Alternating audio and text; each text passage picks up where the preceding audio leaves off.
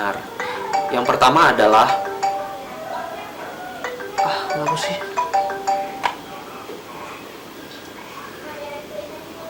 Halo, Wopo. Santai. Wopo.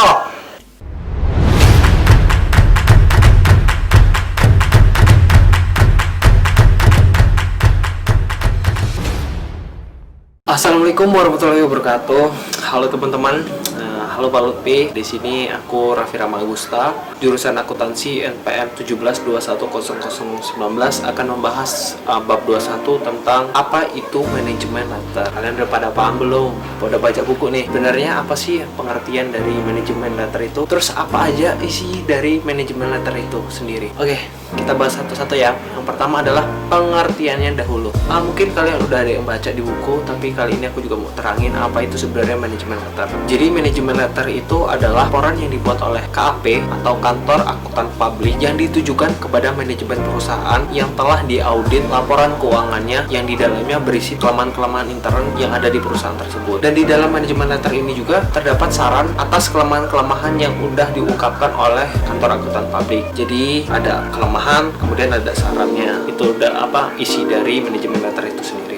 Nah, perlu kita ketahui, ternyata kantor akuntan publik itu nggak boleh mempromosikan diri kepada pelanggan. Dengan adanya manajemen letter ini, itu bisa jadi solusi. Kita nggak melanggar kode etik, tapi kita juga bisa mempromosikan kita atau KAP. Caranya gimana? Kan dalam manajemen letter itu berisi tentang kelemahan-kelemahan dan juga saran-saran untuk sebuah perusahaan yang telah diaudit. Jadi ketika perusahaan tersebut dicari kelemahannya, kemudian diberikan saran, otomatis kan perusahaan akan merasa puas. Sudah dicarikan kelemahannya, kemudian diberi saran, otomatis perusahaan akan puas dengan kinerja KAP, sehingga secara tidak langsung mungkin kemudian hari perusahaan tersebut akan mempromosikan kepada rekan-rekan bisnisnya. Seperti kita merasa puas kepada suatu produk atau apa, kita mungkin akan mempromosikan kepada teman-teman kita. Sama halnya dengan manajemen letter. Jadi itu bisa jadi solusi buat kantor akuntan publik sebagai media promosi. Perlu kalian ketahui bahwa manajemen letter ini adalah laporan tambahan dari laporan utama. Kalau laporan utamanya kan laporan pemeriksaan keuangan atau audit report. Nah, ini laporan tambahannya adalah manajemen letter yang diharapkan mampu menumbuhkan rasa kepuasan perusahaan yang diaudit. Pengertian manajemen letter juga sejalan dengan apa yang diungkapkan oleh Whittington dan Mace tahun 2011. Manajemen letter itu suatu laporan yang ditujukan kepada perusahaan yang isinya adalah rekomendasi untuk mengatasi masalah atau kelemahan-kelemahan sebuah perusahaan setelah dievaluasi pengendalian internnya.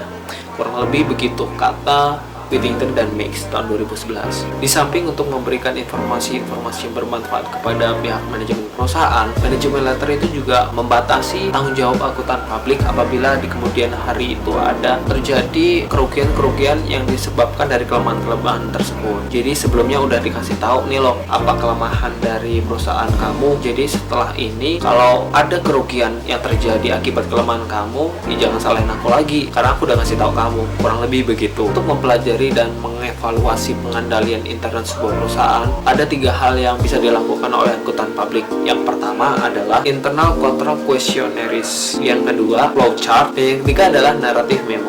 Dari ketiga cara tersebut, akuntan publik akan memperoleh gambaran mengenai pengendalian internal sebuah perusahaan secara teoritis. Namun, masih harus dibuktikan dengan complementance atau tes ketaatan. Hal ini dilakukan untuk membuktikan apakah transaksi-transaksi yang terjadi di perusahaan itu sudah sesuai dengan prosedur yang berlaku di sebuah perusahaan. Nah, dalam complementance tadi atau tes ketaatan tadi ada 6 hal yang diperiksa. Yang pertama adalah transaksi pengeluaran kas, yang kedua adalah transaksi penerimaan kas, yang ketiga adalah transaksi penjualan, yang keempat adalah transaksi pembelian, yang kelima adalah pembayaran gaji, dan yang terakhir adalah koreksi penyesuaian. Jadi itu tadi ada 6 yang akan diperiksa selama complementary. Nah, dalam memeriksa ke-6 tadi ada juga yang perlu diperhatikan nih. Ada 4 yang perlu diperhatikan. Yang pertama adalah apakah setiap transaksi-transaksi tersebut didukung dengan dokumen-dokumen yang lengkap. Yang kedua adalah apakah setiap transaksi itu diotorisasi oleh pejabat yang berwenang. Apakah perhitungan matematis dalam suatu transaksi itu sudah benar. Dan yang terakhir, apakah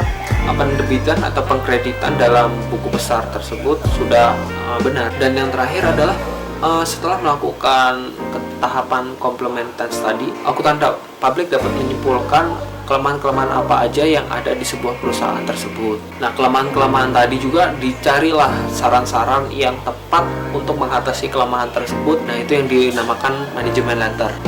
Manajemen letter tersebut ditujukan kepada pimpinan perusahaan atau pejabat yang lebih tinggi dalam suatu bagian yang bagiannya dikomentari. Contoh nih, di bagian akuntansi, maka manajemen letter ditujukan kepada manajer akuntansi atau direktur bagian keuangan. Perlu kalian ketahui ada beberapa tahapan kalau kalian ingin membuat manajemen letter yang baik dan juga manajemen letter harus tepat waktu.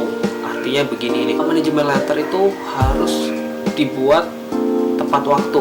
Ketika kita menemukan sebuah kelemahan dalam sebuah perusahaan, maka langsung aja kita buatkan untuk saran-saran yang dapat memperbaiki kelemahan tersebut dan dituangkan di manajemen letter dan disampaikan juga tepat waktu kepada pejabat yang berwenang. Karena begini, ketika penyampaian manajemen itu lambat, maka kelemahan-kelemahan yang seharusnya dapat diatasi dengan cepat malah akan semakin besar, dan hal ini akan juga berpengaruh buruk terhadap sebuah perusahaan yang ada kelemahan tersebut. Dan yang kedua adalah saran-saran yang ada dalam manajemen letter itu harus bermanfaat dan dapat diterapkan. Karena percuma ketika kita memberikan sebuah saran namun tidak bisa diterapkan hanya sebatas teoritis. Itu tidak akan berpengaruh banyak terhadap kelemahan-kelemahan yang ada dalam perusahaan. Yang ketiga adalah komentar atau saran-saran yang ada dalam manajemen letter itu tidak boleh bersifat surprise atau mengejutkan. Ketika kita akan menyampaikan saran yang dituangkan dalam manajemen letter itu perlu didiskusikan dulu kepada pejabat-pejabat yang berwenang sehingga tidak akan menimbulkan surprise tadi, hal-hal yang mengejutkan tadi. Yang keempat adalah manajemen letter harus ditulis dengan bahasa-bahasa yang baik. Ya, ini jelas ya, supaya tidak menyinggung perusahaan terkait dan pejabat yang terkait mungkin.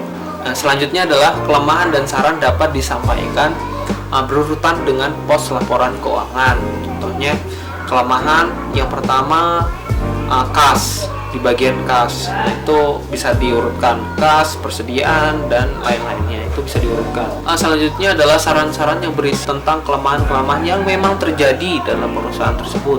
Jangan mengada-ngada maksudnya. Kemudian kantor akuntan publik harus menunjukkan kemauan ingin membantu untuk mengatasi masalah-masalah yang terjadi dalam perusahaan tersebut. Dan yang terakhir, ini juga penting, dalam manajemen letter harus dituangkan ucapan terima kasih kepada perusahaan yang terkait karena telah membantu jalannya proses penyelidikan atau pengecekan atau pemeriksaan laporan keuangan. Nah, itu tadi yang bisa saya sampaikan mengenai bab 21 tentang manajemen letter. Apabila ada pertanyaan silahkan tanyakan di kolom komentar. Itu saja dari saya. See you.